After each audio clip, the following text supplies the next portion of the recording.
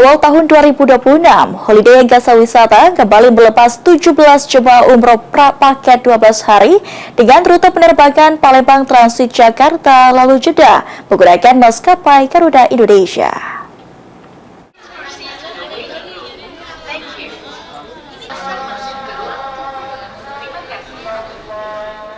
Jumat 2 Januari 2026 di Bandara Sultan Mahmud Badarudin II Palembang, Holiday Angkasa Wisata kembali melepas 17 jemaah umroh private group selama 12 hari dengan rute penerbangan Palembang Transit Jakarta lalu Jeddah.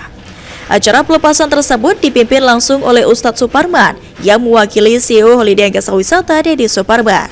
Ustadz Suparman mengatakan 17 jemaah ini akan diinapkan selama 7 hari di kota Mekah dan di kota suci Madinah selama 3 hari.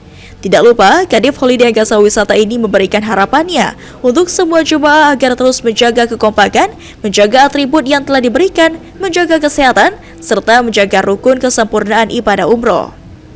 Berharap bahwasanya seluruh jamaah diberikan Allah kesehatan, diberikan Allah kelancaran, berangkat dan pulang kembali ke tanah air dengan lancar, tidak ada halangan suatu apapun, dan pulang kembali mendapatkan predikat umroh yang mabrur dan mabrurah dengan ibadah umroh yang sempurna, dan kemudian bisa melaksanakan segala pantang larangnya. Selain charter satu pesawat 2 kali setiap bulan, Holiday Angkasa Wisata juga melaksanakan pemberangkatan jemaah umroh setiap pekan. Jadi, masyarakat tidak perlu khawatir untuk menentukan jadwal keberangkatannya sendiri.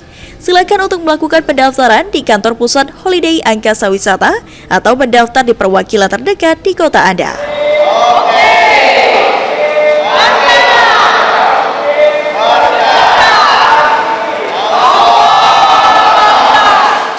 Brian, PAL TV.